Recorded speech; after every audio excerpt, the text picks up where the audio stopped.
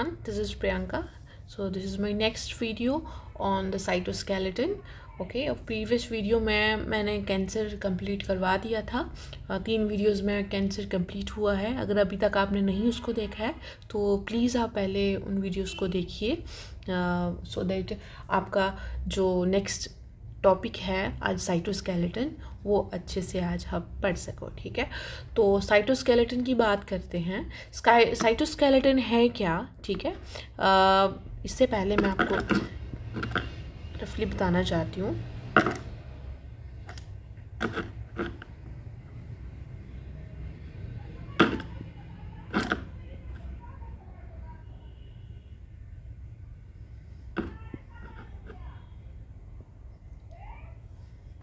जी,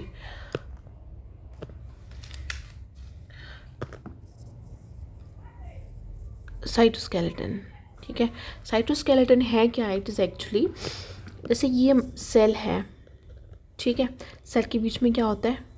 nucleus. ठीक है, अब न्यूक्लियस के बीच में आरएनए बनता है ना। सॉरी, ये सेल है, न्यूक्लियस है, तो इसके बीच में आरएनए बनेगा और न्यूक्लियोलस होगा। ठीक है, अब सेल के बीच में क्या होते हैं? ये ऑर्गेनेल्स होते हैं। यहाँ पे आपका माइटोकॉन्ड्रिया आ गया, ठीक है, यहाँ पे आपका ये लाइसोसोम्स आ गया, ये आपके आ गए राइबोसोम्स। ठीक है, तो और क्या होता है? ये आपके आगे एंडोप्लाज्मिक रेटिकुलम, आगे गोल्गी बॉडीज़ हैं। ठीक है, तो एंड्रोसोम्स हैं। ये क्या है? ये अलग अलग ऑर्गेनेल्स हैं हमारी सेल में, जिसके अंदर न्यूक्लियस है और ये प्लाज्मा मेम्ब्रेन है। अब प्लाज्मा मेम्ब्रेन और न्यूक्लियस के बीच में ये जितना भी एरिया है, ठीक है, जिसको हम साइटोप्लाज्म कहते हैं, तो इस साइटोप्लाज्म में ये जो ऑर्गेनेल्स हैं ये फ्रीली फ्लोट करते हैं। ठीक है, तो फ्रीली इनको एक सपोर्ट स्ट्रक्चर होता है सो दैट ये अपनी अपनी जगह पे बाउंडेड रहें। तो सपोर्ट स्ट्रक्चर जो है वो ऐसा, ठीक है, जाली जैसा, मैश वर्क सा, ठीक है, ये जाली सा होता है ऐसे करके। ठीक है, दिस इज़ द ये सपोर्ट स्ट्रक्चर। और अब ये जो सपोर्ट स्ट्रक्चर है इसको हम क्या बोलते हैं? दिस इज़ द सॉरी, ये आपका हो गया साइटोस्केलेटन। ठीक है, साइटो मतलब सेल, ठीक है, और स्केलेटन मतलब स्ट्रक्चर, ढांचा। ठीक है, तो सेल के बीच में ये कुछ ऐसा जाली सा मैश वर्क होता है, इसको हम कहेंगे साइटोस्केलेटन। ओके, तो इसी के बारे में हम पढ़ेंगे। ठीक है, न्यूक्लियस के बीच में भी होता है एक, और एक होता है आपका साइटोप्लाज्म में। ठीक है, तो ये सब हम आज करने वाले हैं। ठीक है, तो यहाँ कहते हैं the cytoskeleton in cell movement. ठीक है, इसमें क्या है? सबसे पहले network of protein filaments extending throughout the cytoplasm. बता दिया मैंने, वो जो एक्चुअली जो फिलामेंट्स होती हैं, जो मैशवर्क सा मैंने बताया, वो क्या होता है? वो प्रोटीन फिलामेंट्स होती हैं। ठीक है, so it provides a structural framework for the cell, है ना, स्ट्रक्चर प्रोवाइड करता है उसको, screening as a scaffold that determine the shape and the position of the organelle. मैंने बता दिया। ठीक है, एक तो उसको सेल को शेप प्रोवाइड करेगा और ऑर्गेनेल्स को पोजीशनिंग प्रोवाइड करेगा सो दैट वो ऑर्गेनेल जो है एक पर्टिकुलर पोजीशन उनकी बनी रहे। ठीक है, तो रफली ये होता है साइटोस्केलेटन। ठीक है, अब साइटोस्केलेटन जो है इससे क्या होता है? सेल की जो मूवमेंट होती है, ठीक है, वो भी पॉसिबल होती है, उसकी शेप को भी प्रोवाइड, उसका शेप भी एक पर्टिकुलर शेप बनाता है साइटोस्केलेटन सेल का, और साथ में और क्या है कि उसको एक फ्रेमवर्क और उसको एक फ्रेमवर्क सब प्रोवाइड करता है। ठीक है, अब साइटोस्केलेटन क्या है? ये आपके 3 आगे इसके पार्ट्स हैं। ठीक है, 3 टाइप्स का होती हैं, आगे डिवाइडेड है। पहला है एक्टिन फिलामेंट्स, दूसरा है माइक्रोट्यूब्यूल्स और तीसरा है इंटरमीडिएट फिलामेंट्स। ठीक है, ये तीनों आपकी एक्चुअल में प्रोटीन फिलामेंट्स हैं। तो आज हम करेंगे एक्टिन फिलामेंट्स के बारे में। ठीक है, तो सबसे पहले मैं आपको रफली बता देती हूँ। यहाँ देखिए, ये है आपका एक्टिन फिलामेंट। ठीक है, साइटोस्केलेटन फिलामेंट में यहाँ सबसे पहले this is the actin filament. ये एक्चुअली फ्लोरेसेंट लेबल डाई के अंडर ये जो रेड रेड कलर सा है, तो ये वो कलर है। ठीक है, तो है क्या? ये स्टेनिंग कैसी है इसकी, रेड है ना।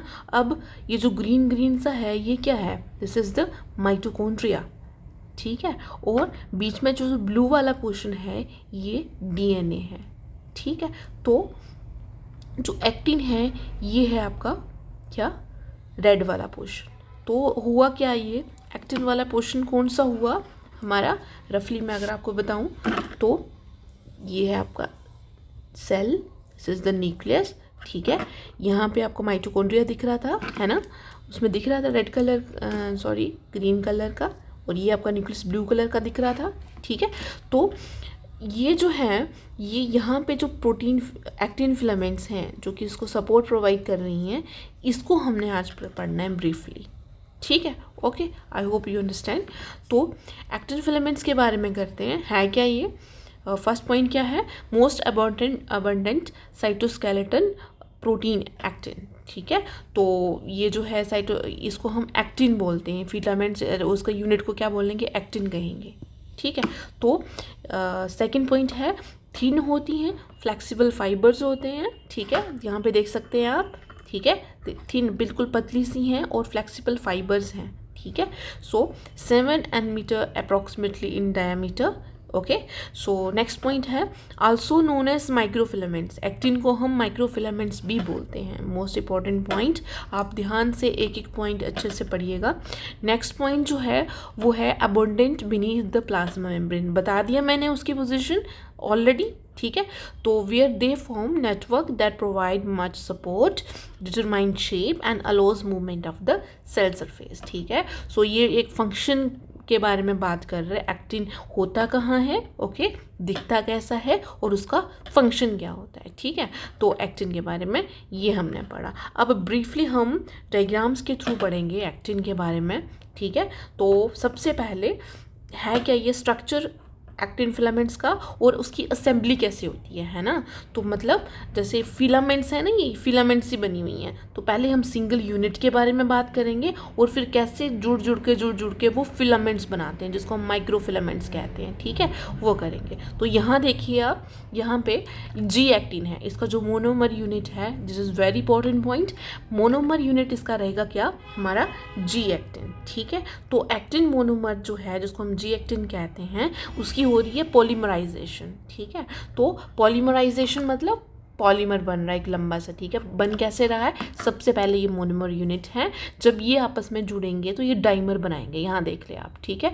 तो ये डाइमर जब जुड़ के ट्राइमर बनाएंगे, ठीक है। अब ये जुड़ के आगे आपके एफेक्टिन बनाएंगे, ठीक है। इसकी पोलैरिटी बात करें तो एक साइड ये प्लस एंड है, दूसरी साइड ये माइनस एंड है, ठीक है। So the actin monomers G actin polymerise to form the actin filament, that is the F actin, okay. तो first step is the formation of dimer, the second step is the formation of the trimer, okay, and which then grows by the addition of the monomers to both ends, okay. I hope you understood. और यहाँ पे देखिए आप, तो this is the structure of an actin monomer with the ATP bound, ठीक है। ये ATP unit है। अब एक्टिन बन रहा है, ये सिंगल है, उसका डबल बना, फिर ट्रिपल बना, लंबा सा पॉलीमराइजेशन हो गई, इसके लिए एनर्जी भी तो लगेगी, ठीक है। तो एनर्जी कहाँ से आ रही है, ये जो एटीपी यूनिट बीच में बाउंड है, understood, okay. So this is the assembly of the structure of the actin filaments, understood. अब नेक्स्ट पॉइंट है, एक्टिन फिलामेंट का ये बन गया आपका एक पॉलीमराइजेशन हो गई, ठीक है। तो अब एक साइड माइनस एंड है, एक साइड प्लस एंड है, इसका मतलब क्या है ये हम पढ़ेंगे आगे। तो treadmilling and the role of ATP in actin filament polymerisation, ठीक है। सेम यहाँ पे देखा, ये वाला ही स्ट्रक्चर हमने यहाँ पे टिल्ट करके बताया हुआ है। तो एक साइड देखिए, ये एटीपी वाले यूनिट हैं और ये एडीपी वाले हैं, ठीक है। तो ये हमारा प्लस एंड है, ठीक है, ये नीचे वाला एंड प्लस एंड, ठीक है, ये प्लस एंड है और ये माइनस एंड है। अब यहाँ पे क्या हो रहा है, एटीपी बाउंड ये जो जी एक्टिन है, मोनोमर्स हैं, ये जुड़ते जा रहे हैं, ठीक है, और इसके ऊपर एटीपी बाउंड है। अब यहाँ पे जुड़ रहे हैं तो ये एटीपी हाइड्रोलिसिस हो रहा है सेकंड स्टेप में, ठीक है। अब हाइड्रोलिसिस और एटीपी का मतलब यहाँ पे जो फॉस्फेट एक यूनिट है वो बाहर निकल रहा है, तो ये कन्वर्ट हो जा रहा है किसमें, एडीपी में, ठीक है। अब ये जो ATP वाले हैं ट्राइमर्स, ये एक्चुअल डाइमर्स में हो गए ADP, तो अब ये बाहर निकल रहा है। ठीक है, यहाँ से प्लस होते जा रहे हैं। प्लस एंड का क्या मतलब हुआ कि यहाँ से आपके जो मोनोमर्स हैं, एक्टिन मोनोमर्स, वो यहाँ से ऐड हो रहे हैं, ये वाले एंड से, और यहाँ पे माइनस एंड से ये आगे निकलते जा रहे हैं। ठीक है, तो ADP जो है वो आपका ATP में कन्वर्ट हो रहा है और फिर ATP आपका ADP में कन्वर्ट हो रहा है। ठीक है, इसको हम एक्चुअल में क्या बोलते हैं, this is the treadmilling. Okay, treadmilling मतलब एक साइड से प्लस हो रहा है, एक साइड से आ रहा है, एक साइड से जा रहा है। ठीक है, ATP बता दिया, ATP का क्या रोल है। Okay, I hope you understood. अब नेक्स्ट जो है, नेक्स्ट क्या करेंगे, initiation and growth of actin filaments. ठीक है, ये मैंने आपको ट्रेडमिलिंग बता दी। अब एक्टिन फिलामेंट्स का बनता कैसे है, ठीक है, उनका इनिशिएशन कैसे होता है। ये फिलामेंट्स है ना, ये एक लंबी सी फिलामेंट है, किसी इनिशिएशन कैसे होगी और इसकी ग्रोथ कैसे होगी, ये हमने पढ़ना है। ठीक है, तो अब यहाँ देखिए आप, ADP एक्टिन है। ठीक है, तो ATP जो है वो ADP में कन्वर्ट हो रहा है, मतलब यहाँ पे लग रही है हमारी एनर्जी लग रही है ना, एनर्जी लग रही है। तो अब ये जो एनर्जी लग रही है, तो अब ये जो ADP ATP में कन्वर्ट हो रहे हैं और एक्टिन जुड़ रहे हैं, ये कुछ प्रोटीन्स हैं जो कि काम कर रहे हैं। ठीक है, जो कि हेल्प कर रहे हैं इनको जुड़ने में, इनको एक फिलामेंट बनाने में। ठीक है, अब जैसे कि फर्स्ट वाली जो प्रोटीन है वो हमारा है फॉर्मिन। ठीक है, दिस वन फॉर्मिन। ठीक है, तो फॉर्मिन क्या कर रहा है, it initiates and stimulates the elongation of the actin filament, है ना। यहाँ पे देखो फॉर्मिन डाइमर है ना, यूनिट सा, एक यहाँ पे G एक्टिन आया, उसके बाद दूसरा भी आया, इसके साथ बाउंड किया, उसके बाद तीसरा भी बाउंड किया, फोर्थ वन भी, फिफ्थ वन भी, ऐसे ऐसे ये फॉर्मिन के साथ बनते जाएंगे। तो फॉर्मिन का क्या काम हुआ, ये पॉलीमराइजेशन में हेल्प कर रहा है। G एक्टिन को जो एक मोनोमर है, बाकी भी मोनोमर्स जुड़ रहे हैं, तो एक फिलामेंट बन रही है with the help of this formin dimer. I hope you understood. Okay, अब जो नेक्स्ट वाला है जो प्रोटीन है हमारा, वो है ये प्रोफिलिन। यहाँ देखिए आप, ठीक है, प्रोफिलिन का काम क्या है, ये ATP को ADP में कन्वर्ट कर रहा है। ठीक है, तो जो एनर्जी, जो फॉस्फेट बाहर निकल रहा है, एनर्जी यूटिलाइज हो रही है, वो किसकी हेल्प से हो रही है, because of this profilin unit. Okay, ठीक है, अब नेक्स्ट जो B पॉइंट में हम देखेंगे, तो जो ARP23 कॉम्प्लेक्स है, ठीक है, ये वाला, ये जो हम प्रोटीन के बारे में बात करते हैं, ये आपका प्लस एंड है, जैसे पीछे हो रहा था पीछे वाली स्लाइड में, और ये माइनस एंड है। ठीक है, तो यहाँ पे एडिशन हो रहा है। अब ARP23 कॉम्प्लेक्स आया, ये क्या करेगा, it binds to the actin filaments near their plus end, okay, and initiates the formation of the branching. Okay, तो यहाँ देखिए एक ब्रांच इधर निकल रही है, एक यहाँ निकल रही है, वो किसकी वजह से निकल रही है, because of the help of this ARP23 complex. तो हेयर हमने 3 प्रोटीन्स पढ़ी हैं, एक फॉर्मिन पढ़ा सबसे पहले, ओके, सेकेंड वन हमने पढ़ा profilin, and third one was the ARP23 complex. Okay, so this involvement of the proteins helps in the polymerization of the actin units. Okay, I hope you understood. अब next जो है वो हम पढ़ेंगे कि ये जो एक्टिन फिलामेंट बना है, ठीक है, ये लंबा सा बन जाता है, इसकी अब स्टेबिलिटी भी तो होगा ना, है ना, स्टेबलाइज होगा, सो दैट ये फिर से दोबारा से डीपोलिमराइज ना हो।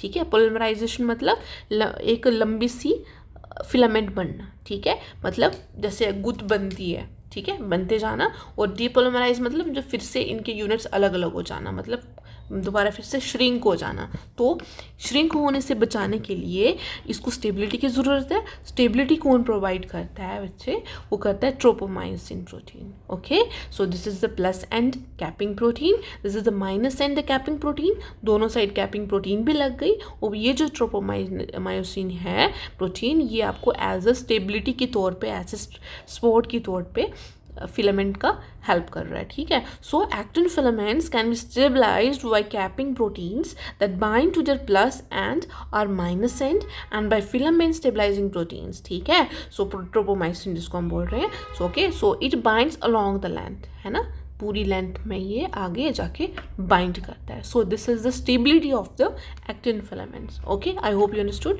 नेक्स्ट, अब एक्टिन बंडल्स की बात करते हैं। ठीक है, तो ये देखो, अगर स्लाइड में देखेंगे माइक्रोग्राफ में, तो आपको एक्टिन फिलामेंट्स कुछ ऐसे दिखते हैं, है ना, जाली सी बनी हुई है, देख सकते हैं आप। ठीक है, तो ये जो है ना, ये आपको ब्रांच से बने हैं, तो ये इस तरह से है, ये देखिए ये बंडल है, ये आपकी एक्टिन फिलामेंट्स हैं, ठीक है, ये बीच में, और ये देखो ये क्रॉस लिंकिंग प्रोटीन है। अब क्रॉस लिंकिंग प्रोटीन कौन सी है वो बात करते हैं कि कौन सी होती है। तो यहाँ देखिए ये नेटवर्क बना हुआ है, this is the cross linking protein, okay, actin filament, okay. अब नेक्स्ट की बात करते हैं जो फिलामेंट सिवरिंग बाय द कॉफिलिन, ठीक है।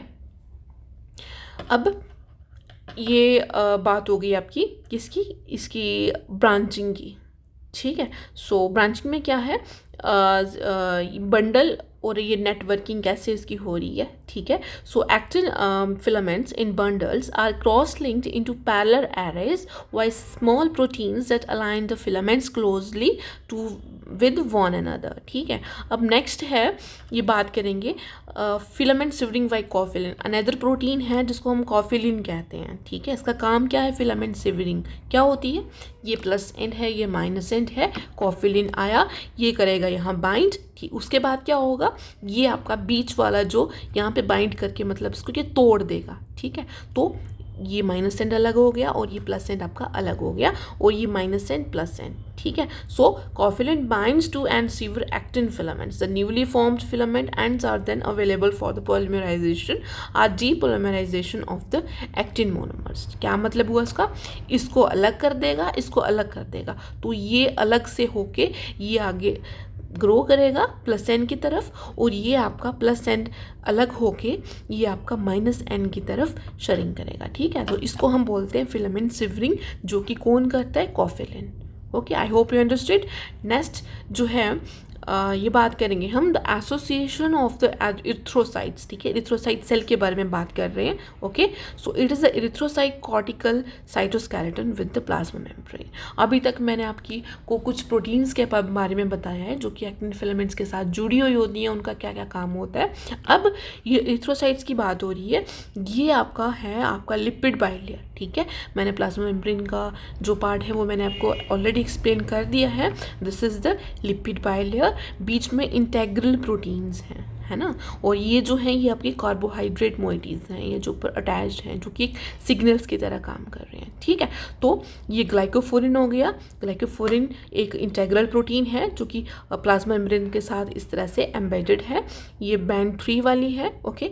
तो अब ये इसकी अंदर वाली साइड क्या है, साइटोस्केलेटन, यही इसी की हम बात कर रहे हैं, ठीक है। और हम पर्टिकुलरली पढ़ के आ रहे हैं दिस एक्टिन फिलामेंट, ठीक है। तो ये प्रोटीन 4.1 है, उसके बाद ये एक्टिन जो है ये देखो कैसे बाउंड है, ये कौन किसको अटैच कर रही है, ये साइटोस्केलेटल फिलामेंट्स हैं, ये आपको इंटेग्रल प्रोटीन के साथ ये बाइंड कर रही है, इसको कनेक्शन दे रही है, ठीक है। अब इसके साथ एक और प्रोटीन बाइंड है, दैट इज़ द स्पेक्ट्रिन, ठीक है। इसका काम भी क्या है, सपोर्ट ही प्रोवाइड कर रही है, और ये एनकाइरिन है।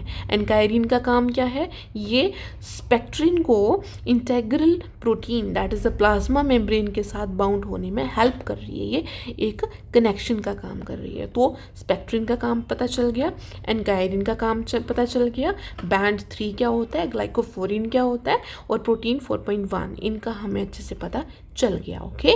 सो क्या बोलेंगे हम, the plasma membrane is associated with a network of spectrin cross linked by the short actin filaments, you can see here, ठीक है।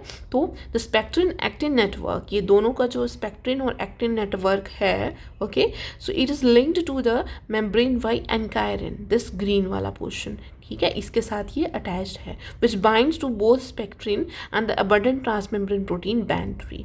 So an additional link is provided by the binding of 4.1 to spectrin actin junction and to glycophorin. ठीक है, तो आगे हम पढ़ेंगे इसके बारे में फर्दर. तो this was the association of the erythrocytes cortical cytoskeleton with the plasma membrane. ठीक है, होप ये आपको अच्छे से समझ आया कैसे इसका एसोसिएशन होता है. और ये विजुलाइजेशन मैं इसलिए डायग्राम्स बता रही हूँ, पढ़ने में भी आसान रहती हैं और याद करने में भी आसान रहती हैं, और आपको एक आपके माइंड में एक मैप सा बना रहता है. ठीक है, सो अब नेक्स्ट है बात करते हैं कुछ इनकी आगे एक डिजीज़ होती है जो कॉज करती है. तो proteins related to spectrin and ankyrin and protein 4.1 जो मैंने पीछे पढ़ा और expressed in a wide range of cell types where they fulfil functions analogous to those described for erythrocytes. Okay, तो for example a protein related to spectrin, कौन सा, dystrophin, ठीक है। एक बिकॉज ये एक इन पर्टिकुलर एक ऐसा प्रोटीन है, ठीक है। तो इसका जो प्रोडक्ट है, because the product of the gene responsible for 2 types of the muscular dystrophy, है ना।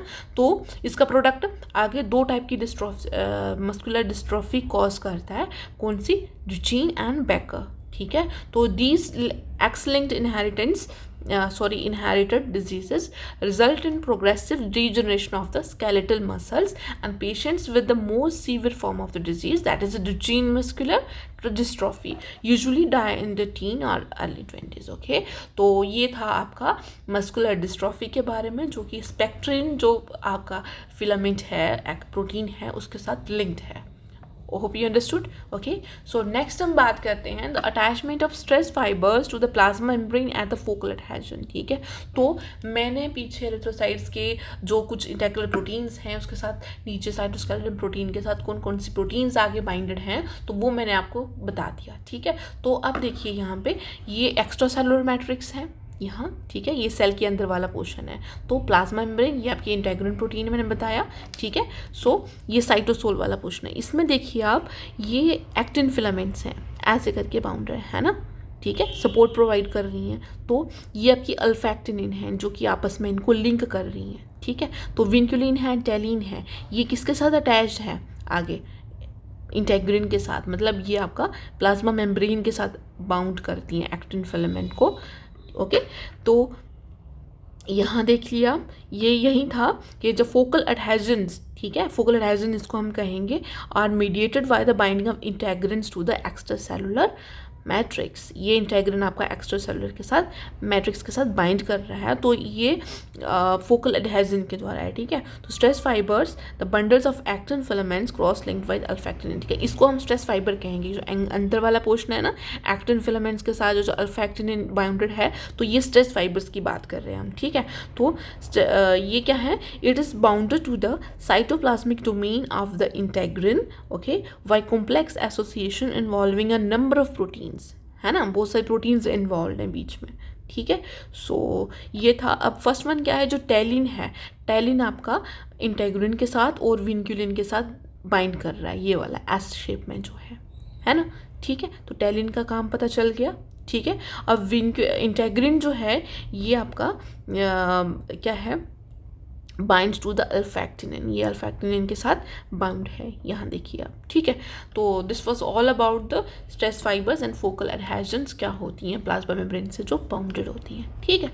अब नेक्स्ट क्या है, the attachment of actin filaments to adherens junctions. अब एक और जो पॉइंट है जो आपको पता चलना चाहिए, एडेरिन जंक्शन क्या होते हैं, ठीक है, इनको ये क्या होते हैं, क्या बोलते हैं इनको। यहाँ देखिए ये 2 सेल हैं, ये अलग सेल है और ये अलग सेल है, ठीक है। बीच में ये आपका प्लाज्मा मेम्ब्रेन और ये गैप है। ये एक सेल दूसरे सेल के साथ कैसे अटैच है, बिकॉज ऑफ दीज कैदरीन यूनिट्स, है ना, दोनों बाउंड है, ये सेल को एक कनेक्शन में रख रहे हैं। आई होप यू अंडरस्टूड, ठीक है। तो यहाँ देखिए सेम एक्टिन फिलामेंट्स, ये अल्फैक्टिनिन आ गया, विंक्यूलिन आ गया, अल्फा कैटिनिन आ गया, बीटा कैटिनिन आ गया, ठीक है। तो इसको हम इसको हम बोलते हैं एडेरिन जंक्शंस इन कैदरिन को, ठीक है, होप, ठीक है। तो यहाँ देखिए, ये देखो, ये एक सेल है, दूसरा सेल है, और ये आपस में जो बाउंडेड हैं बिकॉज ऑफ दीज कैदरिन्स, जिनको हम एडेरिन जंक्शंस कह रहे हैं, ठीक है। अब नेक्स्ट जो है ये था आपका एक्टिन के बारे में, ठीक है। एक्टिन जो है उसको मोनोमर्स को क्या कहते हैं, ठीक है। एक्टिन के मोनोमर्स क्या होते हैं, जी एक्टिन, ठीक है। उसके बाद एफ एक्टिन क्या होते हैं, प्लस एंड क्या होता है, माइनस एंड क्या होता है। जो यूनिट्स हैं, मोनोमर यूनिट हैं, वो किस एंड से बाउंड होते हैं, that is a plus and की यूनिट से, इनकी श्रिंकिंग माइनस एंड की वजह से होती है।